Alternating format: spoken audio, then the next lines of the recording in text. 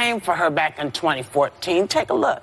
Out of nowhere, I feel Joe Biden put his hands on my shoulders, get up very close to me from behind, lean in, smell my hair, and then plant a slow kiss on the top of my head. To have the Vice President of the United States do that to me so unexpectedly and just kind of out of nowhere, it was just shocking. The reason why we're having these conversations about Vice President Joe Biden is because he's considering running for president.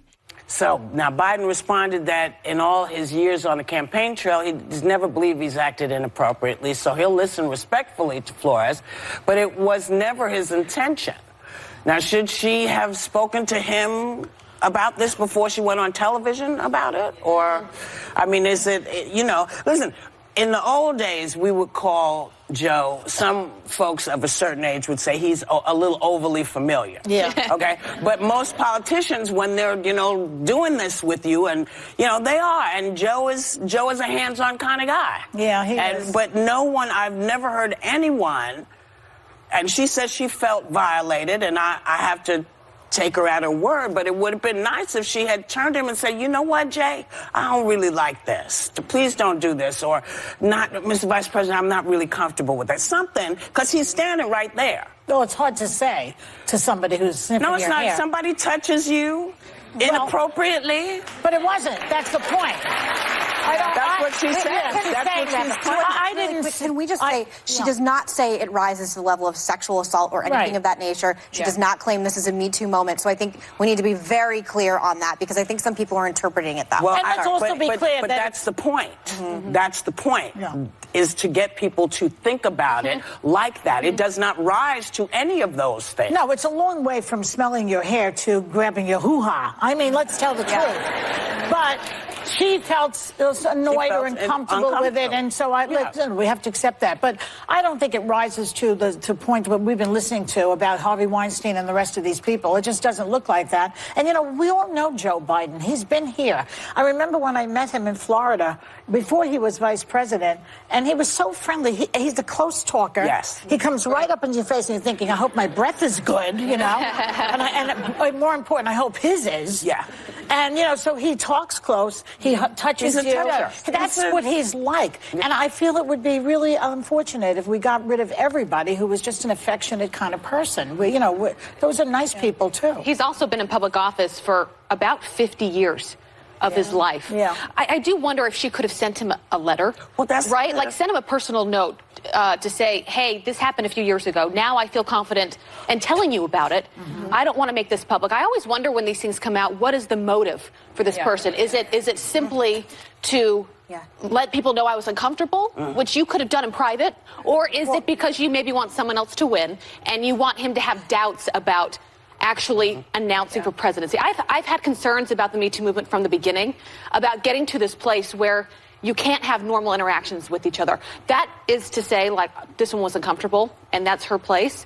But are we going to get to a place where we can't shake hands, we can't hug each other because that, to me, was uncomfortable? I worry about that. I do.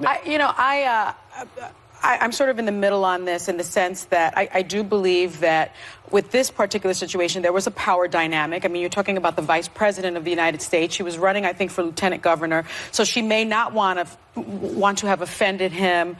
And I know a lot of women get put in that kind of situation where they're offended, they're uncomfortable, but they may not say anything. So that's one thing. But I do appreciate his response to the criticism. He said, I may not recall these moments the same way, and I may be surprised at what I hear, but we have arrived at an important time when women feel they can and should relate their experiences, and men should pay attention, and I will. And I think that is the appropriate response. Yes.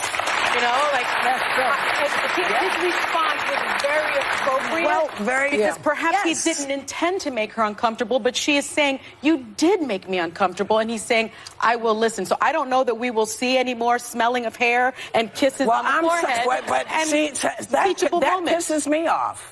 I'm telling you, because, well, I don't want Joe to stop doing that. I don't either. You know? I'm just going to say one thing really quick. Go ahead. There's a certain kind of retail politician that loves people. I would put Bill Clinton in that category. I would put my father in that category. I would certainly put Joe Biden in that category. When he came on this show, he's the only politician, other than my father, to go into the crowd and shake everyone's hand. True. Yeah. Now, that means something when you're in Iowa. And I'm sorry, but when I heard this, I read her entire statement. I do agree women should be heard. I'm sorry, I worked at Fox News during the Roger Ailes time. There's a very big difference between things like that and things like this. And Mika Brzezinski said this morning, Democrats, you have to ask yourselves, what exactly is the Me Too line you want to draw? Because you will live and die by that line. Joe Biden is a good, decent man. I do not believe he has never made me feel uncomfortable once. I've been around him a lot. So can we conclude that it will not hurt him? I hope not, but I think Democrats, what I said on Friday about Democrats cannibalizing each other and eating their own, and the part you brought up about politics, she said on Jake Tapper that her politics, it was politically motivated. She says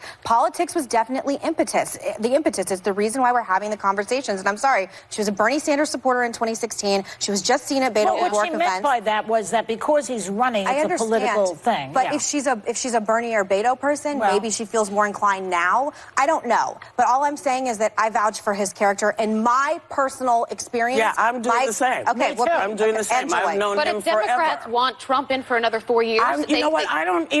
This is, for me, these things are not Democratic or Republican. These things are about, listen, some people, if they make you uncomfortable, and I know, please don't email me or text me. Yeah, or me either, by the way, please. I agree. Please don't email me either. My point is, I want women to get to the place where they can say, hey, you just made me uncomfortable. Yeah. This idea that you have to tippy-toe away from this or you have to carry, you do not have to carry it. If someone makes you uncomfortable, tell them.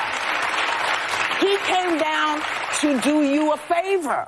He came down to do you a favor. He was at your fundraiser. You had every right to say, you know what, that's it, don't do that, Joe. But can I say that the media is doing some of this, too? Stephanie Carter, who is the wife of Defense Secretary Ash Carter, published a blog Sunday defending Joe Biden over a viral photo. Yes, this because viral photo. People keep she explained misrepresenting she was nervous in this experience, and he kept his hand on my shoulders as a mean of offering his support, and she said to him, thank you for letting him do that. And don't forget that they're also earlier in the day, and it made her feel more comfortable. They're also friends. Let's not forget that picture.